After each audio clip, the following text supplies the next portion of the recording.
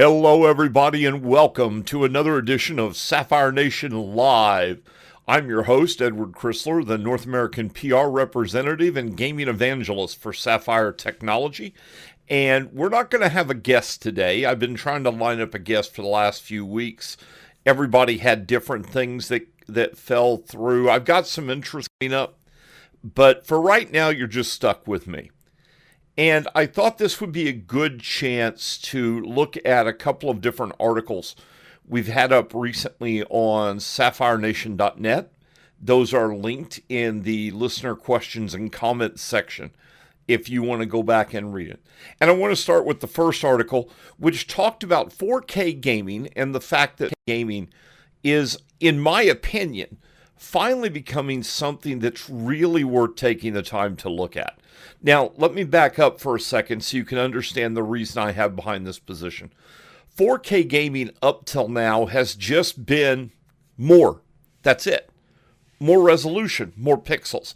And there's nothing wrong with more, but more with a big increase in cost because of the monitor and the video card needed and everything else. More by itself really wasn't worth it as a gamer. The experiential change of gaming wasn't as vast as people try to lead us to believe.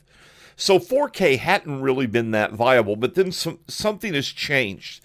And what's changed actually started a couple of years ago, but now it's becoming more mainstream.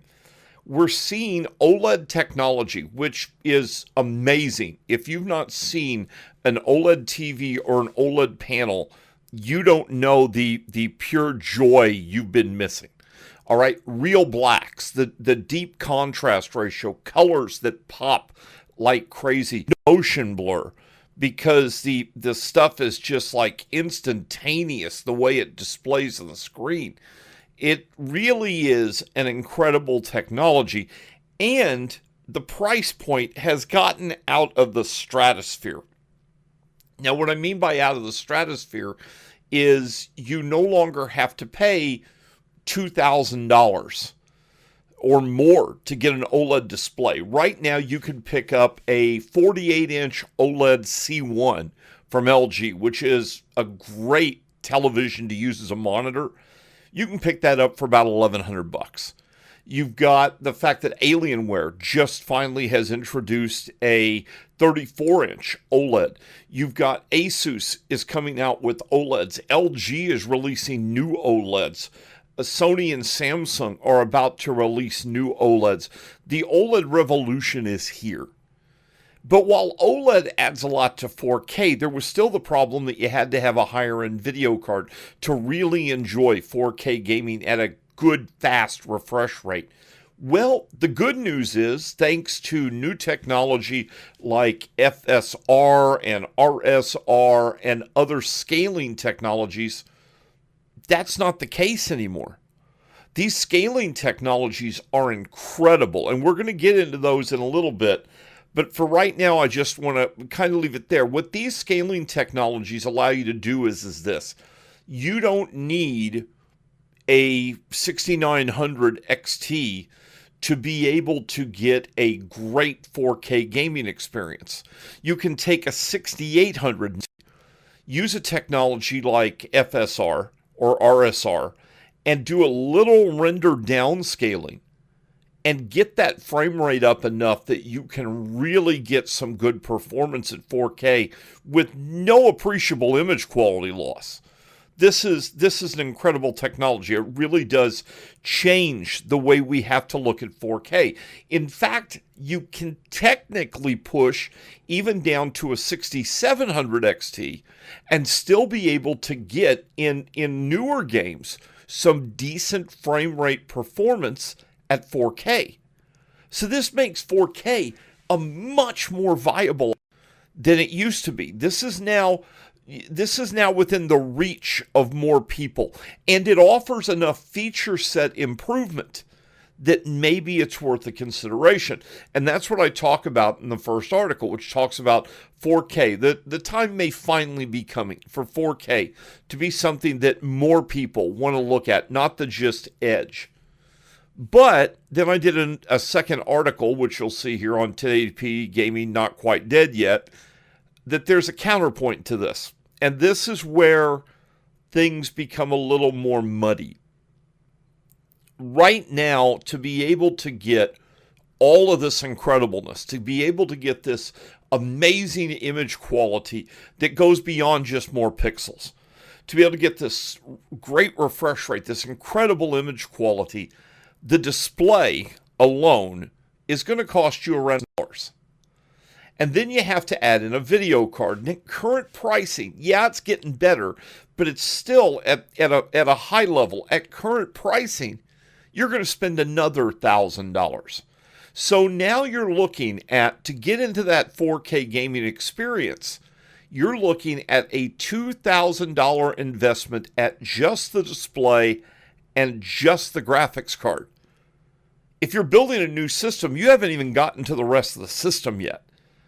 And if you're not building a new system, $2,000 is a fairly significant upgrade to be having to take place. And 4K with these new displays with OLED doesn't come with a downside. It does come with a downside, potentially. OLED still has the issue that you can get pixel fatigue. The pixels just wear out. And the affected burn-in, image retention, 1,000 different terms, but the effect is still the same, where you can have the display lose some of its perfectness really relatively quickly. So when we look at 1080p, I sat down and I said, really look at this, okay? 1080p gaming is still not only very viable, it's fun. 1080p doesn't reduce the impact of a great game. A great game is a great game. 1080p, 1440, or 4K. Image quality loss is not nearly as ridiculous as many people try to make it out to be.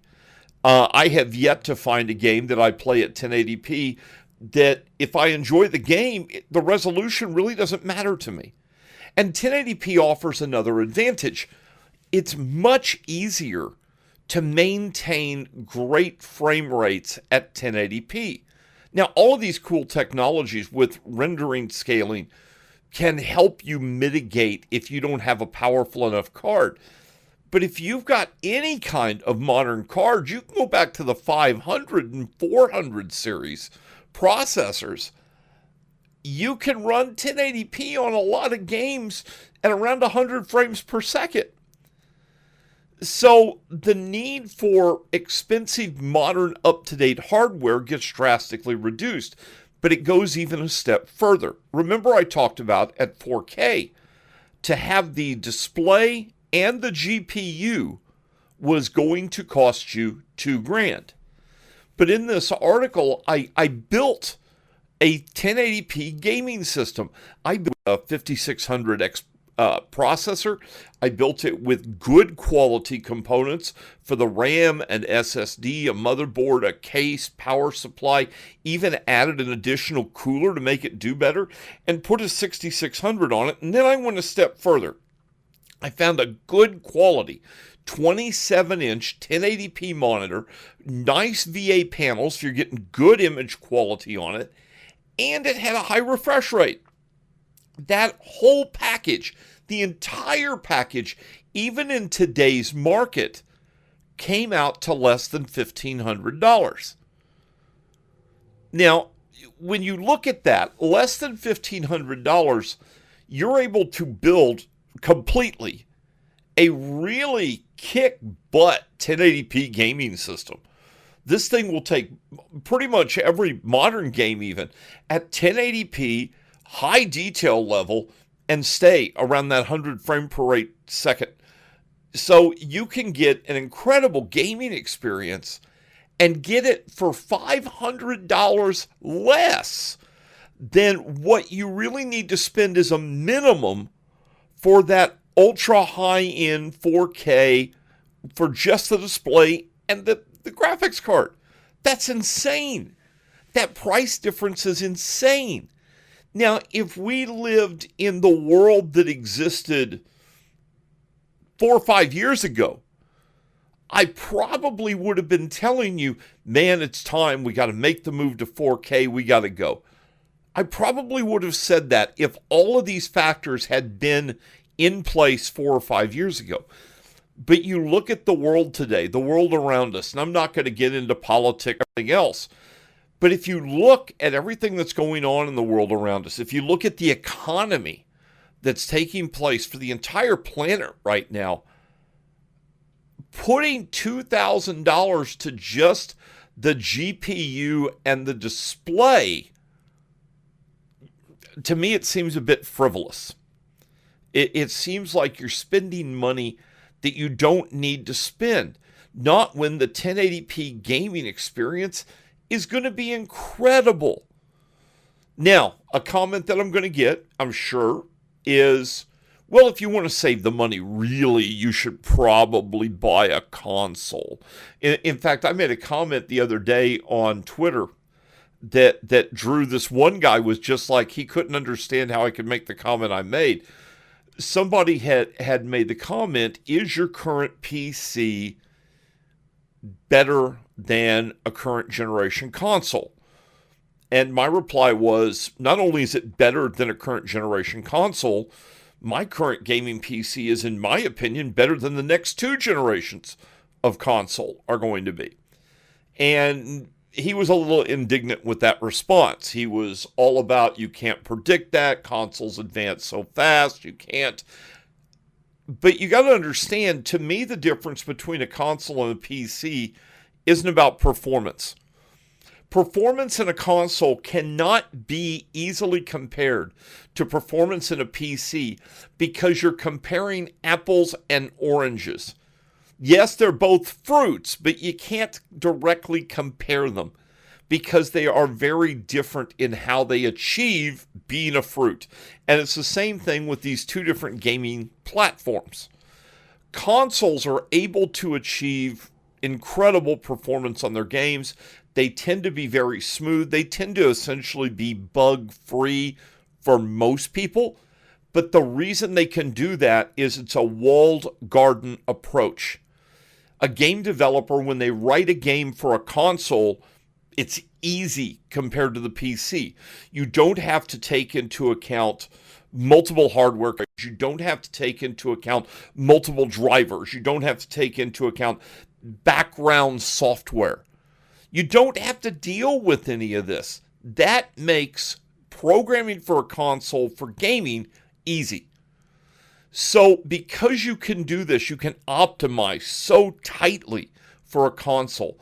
Comparing performance at the console level versus the PC level doesn't make any sense because the same level of optimization isn't being done. If you wanted an accurate comparison, you'd need that developer to take a very specific PC build and then optimize his code ridiculously to that PC build. And I think you would find that the PC would just blow away the console in pure performance if that was done. But they can't do that in the real world. They have to keep a differentiation. So pure performance to me is irrelevant, console versus PC. The reason I say my PC is, in my opinion, better than the next 2 generations of consoles going forward, I doubt in the next 2 generations of consoles, I'll be able to effectively use it as an internet browser. I'll be able to effectively use it for work applications I need to be able to use, that I will effectively be able to use it for photo editing or for audio editing or for spreadsheet work or for deep modding of computer games that I want to enjoy, or for massive levels of backwards compatibility, or for ridiculous levels of gaming potential libraries, or from, you begin to get my point. A console is not, and probably won't be for many more generations, is not as versatile as a PC. When you build a gaming PC, one that builds it 100% for just gaming, they always use their PC for other things as well. But a console is pretty much a gaming rig, and that's, oh, you can play movies on it if you want to stick a DVD in it. Okay, but or a Blu-ray in it. That's about it. That's a console in a nutshell. And when you take and you optimize so ridiculously and you limit to such a small factor, it becomes easier to sell it at a lower cost. Plus, you add to the fact that console manufacturers have not for some time, and this is fairly well known in the industry, at least it's commented on. I don't know it for a fact. I just see a lot of people talking about it. The general consensus is console manufacturers take next to no profit on actual console sales. They often take a loss. And the reason they do that is they make up for it in the forced subscription fees that you have to be able to enjoy your console going forward. They make up for it in the much higher game cost that you have to be able to have in your console going forward. So when we're looking at the pricing, a $1,500 1080p gaming rig with a monitor is actually a really good buy. And it's a price point that we have for years said is a really good place for PC gamers to be able to go. So right now then, these two articles let us have that discussion. 4K versus 1080p gaming. Which direction do you want to jump? And by the way, I want to hear some comments, guys. Make some comments. Tell me what you think. Are you looking to jump to 4K? Are you happy at 1080p? Are you content with your current system? Are you looking for a massive upgrade? These are important things we want to discuss. All right, let's dive into a little bit of tech news. Then we're going to jump into render scaling. So there is a little bit of tech news here that's kind of sad. The guy that created the GIF has passed away. If you're going to ask me, no, I don't remember his name. And no, I didn't know him. Yes, I've been around this a long time. But he passed away. And so we're beginning to lose some of these pioneers, some of these guys that helped create a lot of things we enjoy every day. Now, is the creation of the GIF a good or a bad thing? I'm not going to get into that. That's a discussion for another day. But it's worthy of note he passed away. A story that I saw today, there was this big retro gaming museum in the Ukraine, the Mariupol Computer Museum. Tons of old school retro tech exhibits of like Commodore 64s and Tandy color computers and Atari 800s, just massive. That has officially been reported that the various conflicts going on over there have resulted in its destruction.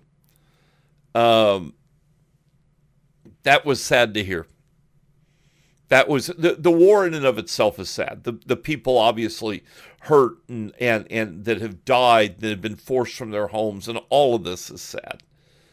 For a gamer, though, this just goes to another level of sad. It just adds another something to be sad about.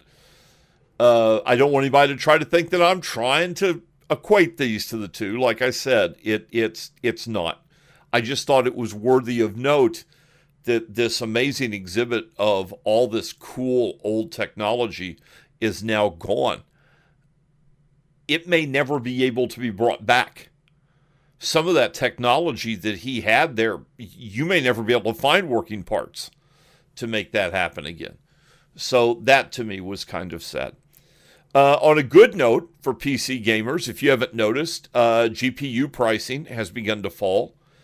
I'm seeing 6600s under $400. I'm seeing 6600 XTs under $500. This is beginning to move down closer to the pricing that we were originally told these products were going to be. Now, I've said in the past, over the past year or so, I don't think we're going to get all the way down, but we're starting to get close enough that there's some light at the end of the tunnel for this. So we're beginning to see the pricing come down. In the U.S., we got a little more good news as well. Evidently, they have now added PCB motherboards and video cards to the exemption for the tariff program. So hopefully soon we'll begin to see the pricing come down a little further as well. So the good news is PC gamers can now find graphics cards, and the price point is not ridiculously stupid anymore. Now it's just bad. But we're getting there. We're getting there. We're making headway. And this is an important note for PC gamers. It's something worthy to discuss. The fact that we have been able to begin to get there. What else have we got here real quick in PC news? Okay, this one's fun. I love this description. So, PC Games In posted their review of Tiny Tina's Wonderland. And the description, to me, makes me want to go play it. They said Skyrim meets Rick and Morty. Oh my God, now I want to go play it. Except, guess what? It's only available right now on Epic, which means yours truly will not be able to play it for a while. And if you've ever listened to me talk about this, you understand why. I am not a big fan of Epic, and I wait until it becomes available on Steam. And then I will probably wait till it goes on sale. I hate exclusivities. I think exclusivities are a terrible thing, which is why when Witcher 4 got announced, and the fact it was going to use the Unreal Engine, I mean, everybody was holding their breath. They were expecting to hear that this was going to be limited to Epic for launch. And they've made clear, no, it's not. Bravo to them. Exclusivity is bad for everyone. You need to make these things available across all the platforms, get to all the gamers, let all the gamers have the opportunity. If you don't, you're just leaving sales on the table. And that's just bad business. That's just not a good way to do this. And you're right, Celeron. Options are always, being able to have options is always a good deal. All right, real quick then, let's dive into the whole plethora of options we're beginning to receive on render scaling technologies. So, in a nutshell, render scaling technologies, we'll make this super simple. Render scaling technologies basically intercepts the scaling used in a video game when the rendering is being done. And it has the scaling done at a lower resolution than the native resolution of the screen it's going to be displayed to. And then, because it's done at the lower resolution, it's faster. Then they upscale it and put it on your screen in front of you. Now, that's simplistic, but that's simple enough that I think that pretty much every gamer understands what's going on with this. It's a really cool idea because if you just made marginal changes, and we showed this at Sapphire using Trix Boost, if you made 10 or 15% changes in the image scaling by reducing that render resolution by 10 or 15%, and then even just letting the monitor upscale it, you often could get really good image quality with a nice performance bump. But here's where I think this completely goes off. I've talked to a few reviewers about this, by the way, and most of them agree. Right now, if you look at discussions by all the major pundits of image scaling technology, the way they talk about it when it comes to image quality is they use a method called pixel peeping. And yes, that's as creepy as it sounds. All right? They're a peeping Tom going, let me look at your pixels. All right, so pixel peeping, what you do is this. You take an image, you take a snapshot of the game. I love it. Okay, if you guys aren't live in the channel, you're missing the GIF. You take a snapshot of the game, and you then zoom in, not 5 times, not 10 times, 100 times. You get down to a really small subsection of the game, and you look at the way that looks. All right? And I'll be honest with you, I'm not going to mince words. It's dumb. The reason pixel peeping to me is a dumb idea is, in essence, that's not the purpose of the technology. The purpose of the technology is to allow you to enjoy your game at a better performance level with a minimal reduction in image quality during the gameplay. Pixel peeping in no way, no shape, no form represents a real-world experience for what the game looks like comparatively. So how do we do this? How do we do a real comparison test? Well, the simplest option is to do a blind taste test. And you've seen people do blind taste tests. You've seen Linus Tech Tips and others that they'll set up 3 or 4 systems and they'll say, we want you to move between these systems and tell us which one you like better. There's a problem with the blind taste test, though. This is called a single blind test.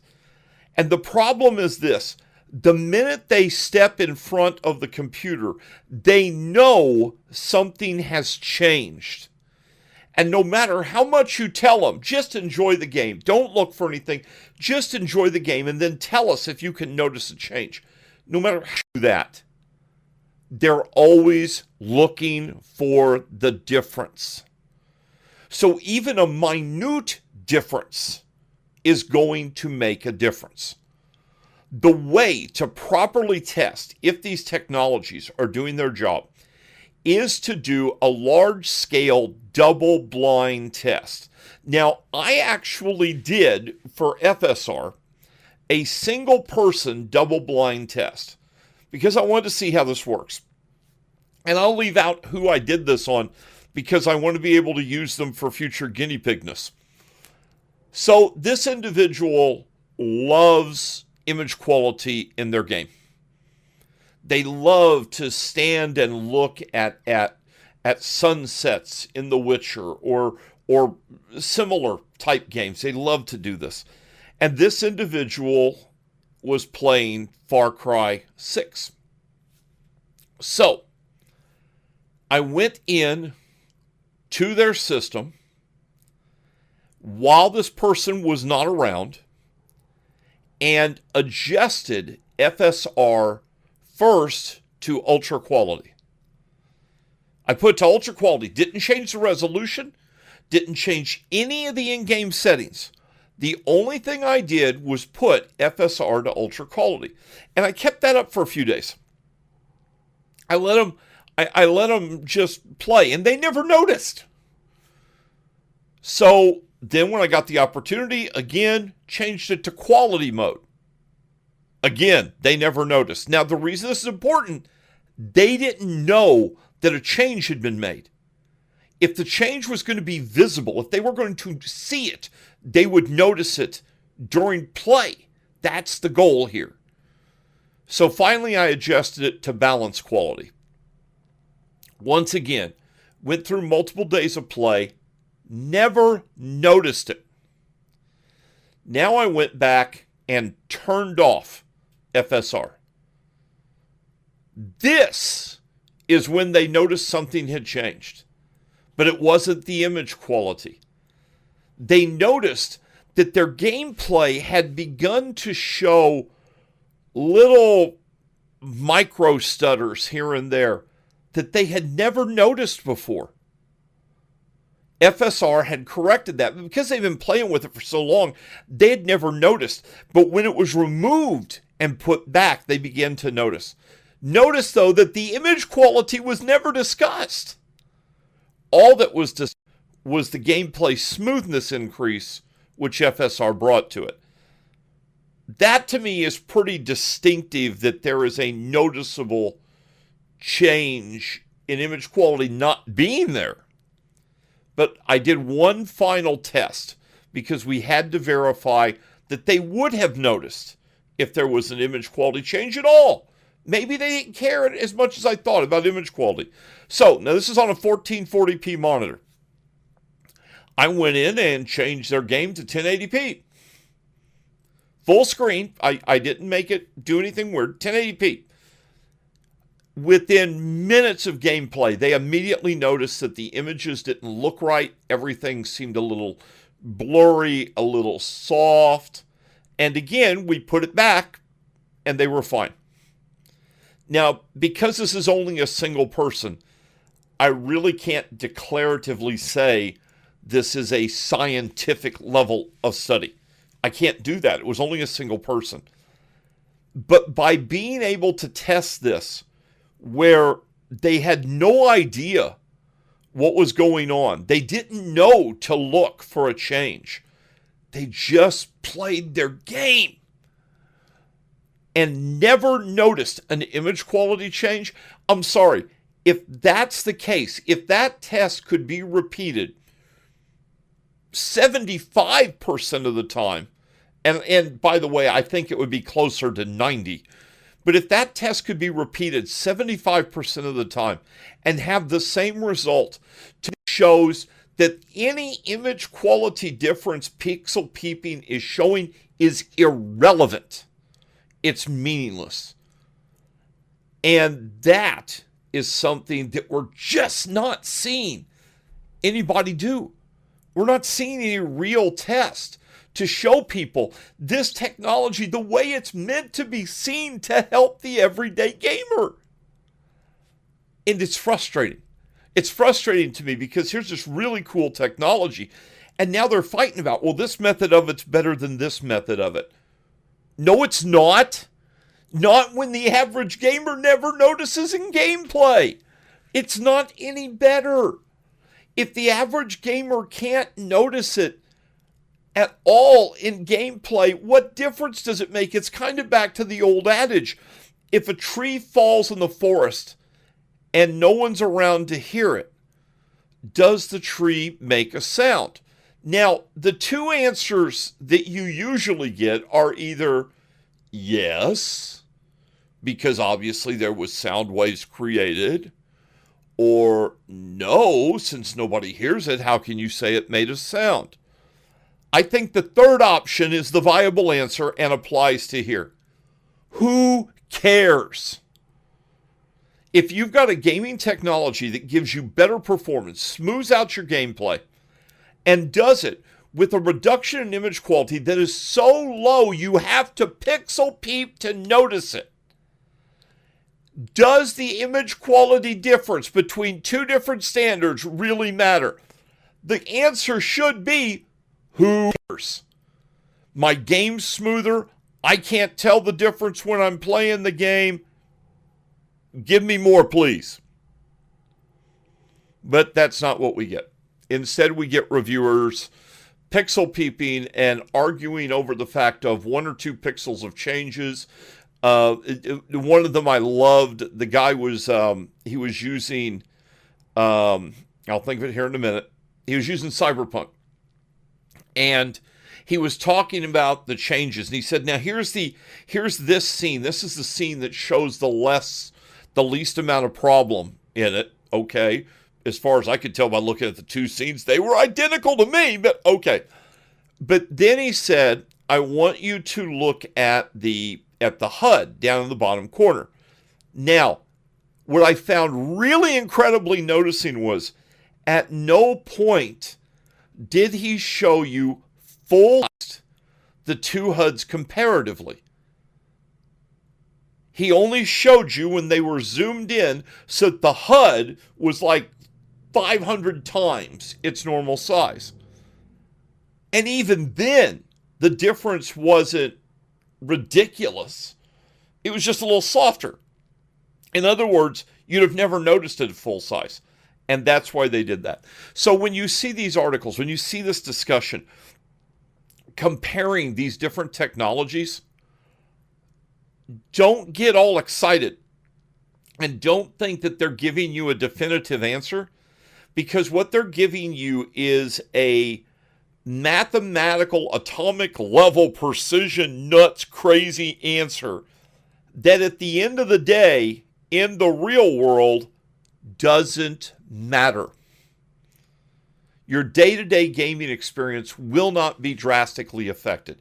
Technologies like Trix Boost, FSR, RSR, these technologies really do work, and they give you the ability, if you've got a slightly older graphics card, or in some cases, you're not going to get to use an older graphics card because some of the technology doesn't work backwards. Trix Boost does, but it doesn't work backwards. Or say you got a weaker card, you've got a 6600, but you really want to play at 1440p because you already had the 1440p monitor and all you could afford was a 6600 graphics card, which is a great 1080p graphics card. But at 1440, it's beginning to stretch its legs. It's really beginning to hit the end of its stride. You can use this technology to give that new life and to let that performance uplift so that you can enjoy a smoother, better gaming experience. Maybe you want to buy that brand new crazy 4K monitor. You want to spend that $1,000 because you already spent the money and you've got a 6800. Well, a 6800 can do 4K. It can do 4K pretty well, in fact. But you want that better level of performance. You're sitting here, you're thinking, man, I should have bought a 6900 XT. I should have done it. Now I'm regretting it. I've got this 4K monitor. Thanks to these technologies, it doesn't matter. Because you can now get that performance closer. And we'll go into one other aspect of this that doesn't get discussed. In my opinion, these scaling technologies make GPU overclocking, from a gamer perspective, completely irrelevant. Consider this for a moment. You've got your newest gaming card, and man, it's hammering away and it's doing great, but you want a little bit more performance. You want that little bit higher performance. So, you can go in and overclock your card. Now, here's what happens when you have to overclock your card. You have to go into the software and change the card settings. You have to tweak them, tweaking the power, tweaking the clock speed, tweaking the fan curve, so that you can take into account the extra performance, the actual potential power draw, and the extra potential heat, as well as trying to find a way to keep the noise level down. So let's be minimal and say an hour of testing and tweaking, you've managed to gain 3 or 4% performance. We consider that a pretty good overclock in modern equipment right now. 3 or 4% is not a bad overclock with modern hardware right now, especially in an hour. Come on, that's great, right? Or you can go into a image scaling technology. You can do a single, like 1 or 2 key press pokes, no stability loss potential, no extra heat, no extra power. Oh, but by the way, you probably gained 5 to 10% performance boost. Okay? That's significant comparatively. That is crazy comparatively. Why would you overclock your GPU when this simple, easy-to-use technology to anyone is available to you, and you can actually get better performance out of it without any of the downside of overclocking? Overclocking of the GPU, in my opinion, has, thanks to this technology and thanks to the boosting technologies that's been provided by so many video card manufacturers now, overclocking's reached the point that it's a cool, fun little exercise. But for people to say that everyone should explore it, everyone should play with it, everyone needs to do it at some point or another, no, that's pretty much completely done now.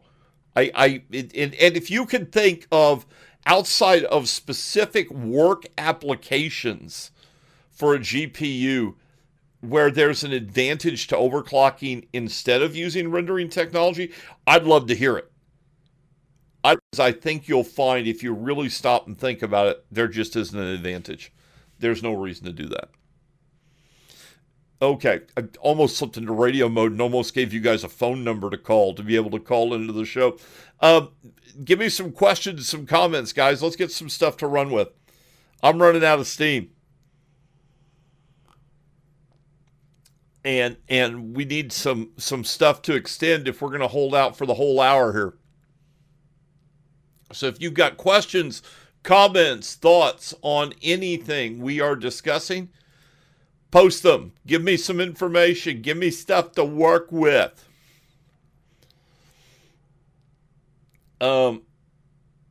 Okay. This is Sir Julian. Sir Julian, I hope I'm pronouncing that right. Okay, so where does this leave 1440p? Love how it gives me 165 hertz. This leaves 1440, and in my opinion, ultra wides in a really precarious position. You have to understand everything in monitor creation is really based on the television industry. We don't like it, but it is. You notice there's no 1440p panels in television. And the reason for that is it didn't make sense. 1080p panels are easier to create. 4K, evidently, is easier to create in mass. And so 1440p gets kind of left in a lurch here. The move from 1080p to 1440p is just more of the same at a higher cost for performance. You don't gain a massive amount from it. And in your case, I understand you've got a 165 hertz panel. I've got a 144 hertz panel for 1440p. But from a pure gaming aesthetic, 1440p, to get that level of performance, you're either one, using the technologies we just talked about, or two, you're buying a slightly higher end card to be able to get to those performance levels. And all you're doing is getting more pixels. From a gaming perspective, it really doesn't add a lot. The advantage 1440p, in my opinion, brings over 1080p is the fact that it gives you more real estate on your screen. Now, I'm not talking about for games. I'm talking about for work, for web browsing, for various usage applications. That's where 1440p is really going to shine over 1080p. And while gaming, there's a lift, I'm not sure the lift is always worth the little cost increase that takes place. Well, we've got the same problem with ultra-wides, because ultra-wides are really cool. I think ultra-wides look incredible. But the TV industry just isn't moving that way. It takes and it cuts the glass to 1080p's, it cuts it to 4K's, it cuts the various sizes, and then it uses the leftovers basically to make consoles, laptops, and phones. And ultra-wides are not efficient in the production model. They're not efficient. They're very cool. But when you look at the technology around this, it's not something that's going to explode.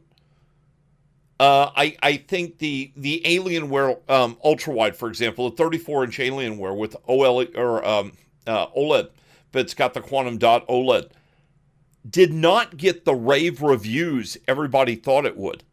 And when I go and I look in an OLED group that I'm a part of and see the discussion there, the reviews on it are really mixed. It wasn't what they thought it would be. It wasn't the same OLED experience they thought. And for the price, many of them felt it made more sense to get the big 4K display, which gave them even more real estate on their screen. So you've got more real estate and you've got more options. This is where it gets really bizarre in this, all right? Because thanks to OLED on a 4K display, you've got blacks that are really black. You want an ultra-wide display? You want a game at 3440 by 1080p or whatever the by 1440 is? You want to do that? You can set that in game, tell it not to scale with the monitor, and just put the black bars around it. And from a viewing perspective, it's just like having a big bevel. You don't really have the kind of off grays that you get with most monitors when you do that. So that kind of takes 1440p and it puts it in this little middle ground that's just not there. It doesn't make sense. I think a good way to explain this is, and we can use a very modern example. Let's look at the Ryzen chips that are available right now, not the stuff that's coming up, that's available right now. You look at the 5600X, the 5800X, and the 5900X at launch pricing. 5600X, great gaming chip, just bang for the buck of those three, great option.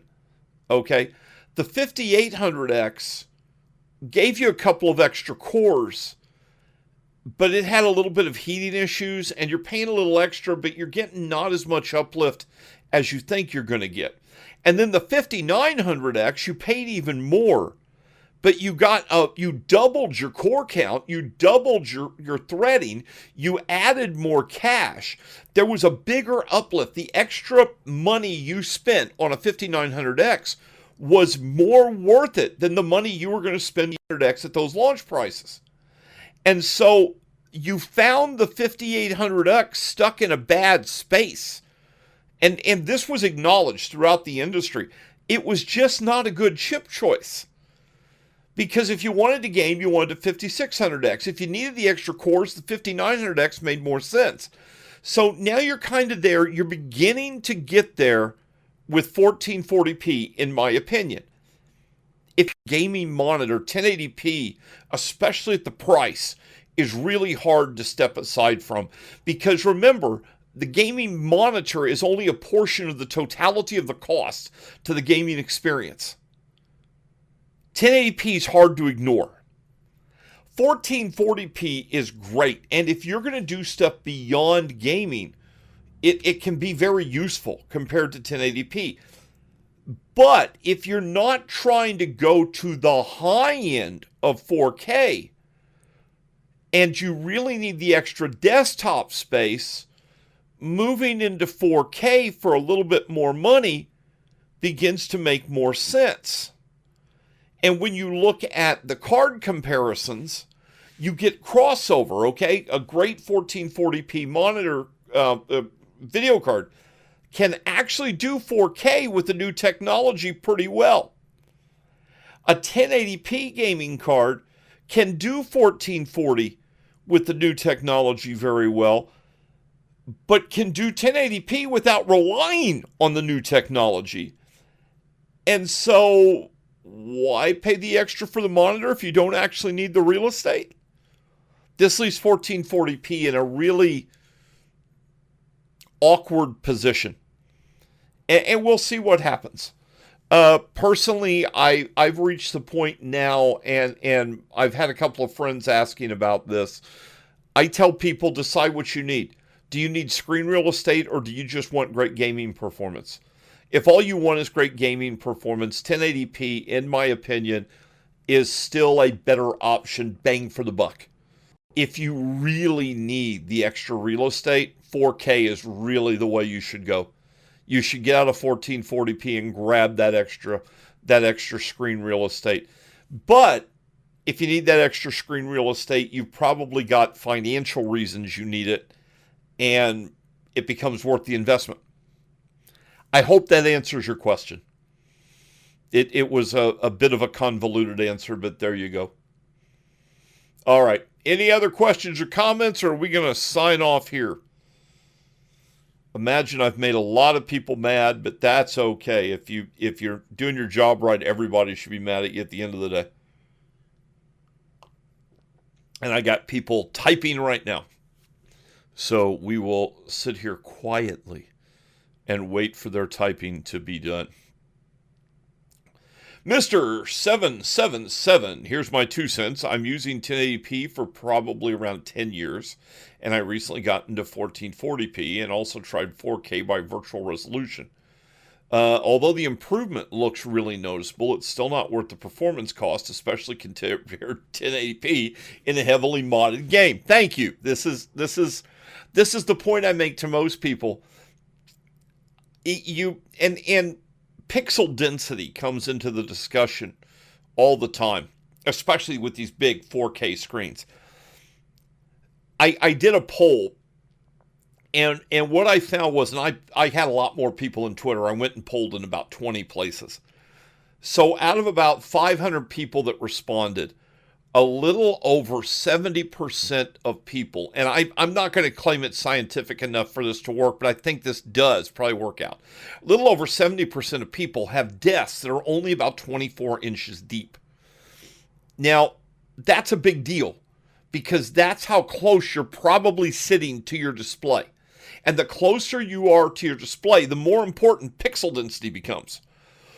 When you move back to 30 inches, for example, to me, a 32-inch 1080p monitor on a 24-inch there, hey Hawk, on a 24-inch desk is not a great experience.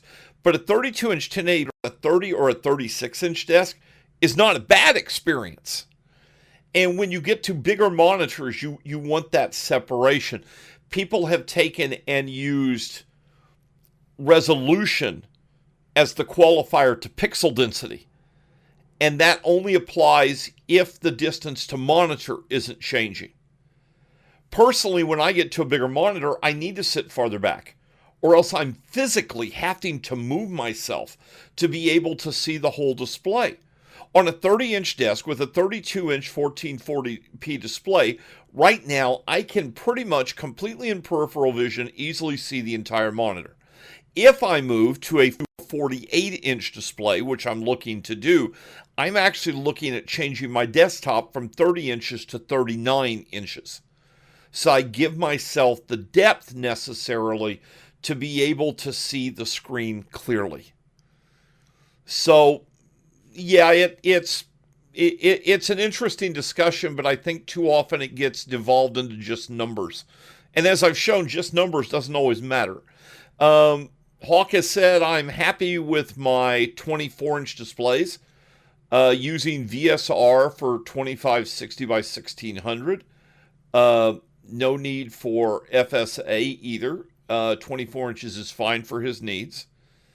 He doesn't like 16 by 9. He prefers 16 by 10. See, that's a personal preference, but I'm okay with that. Everybody's entitled to their personal preferences. Look, if you look at a monitor at 1080p and go, yuck, and you look at a monitor at 1440p and go, yay, then that's your choice, and you're free to make it. And Cerulean points out, that's what makes PC gaming awesome. Everybody has their choice. They can pick the hardware, they can pick the software, they can pick the amount they want to spend, the amount they want to tweak. They can decide what they want to do and gain the experience they want their way. Love this aspect of PC gaming. Hawk points out his Vega 64 turned 5 years old today, and it's still going strong. I actually know somebody that's still gaming on a Vega 56 at 1440p, mind you, and is still having a great gaming experience. They're very happy with their gaming experience. You don't need the latest and greatest technologies. You need technology that achieves the experience you want to achieve with your PC gaming. And that's all that matters. The best PC gaming PC is the one that gives you the experience you want to have. And that's all that matters at the end of the day. All right, we got a couple more comments coming, then we're going to sign it off. First had a Vega 56. I'm guessing it's his son. Or it's one of his buddies. And they both play Ark Survival. And they're having a blast doing it. That's all that matters at the end of the day. They're having a blast doing it. On that note, then, thank you for everybody that came out and joined us today. I hope you found something informative or useful in this discussion. If you have questions or comments, you can leave them in our Discord. We're happy to discuss them with you, to talk about any topics. When it comes to PC gaming, I'm here. I love talking about this stuff. And on that note, I'm going to pack it in for a day. That's another month and another Sapphire Nation Live. And next month, well, we'll see who we can get lined up for a guest and see what kind of fun we'll have. I'll talk to you guys later. Have a good one. Bye. Bye. Bye. Bye. Bye. Bye.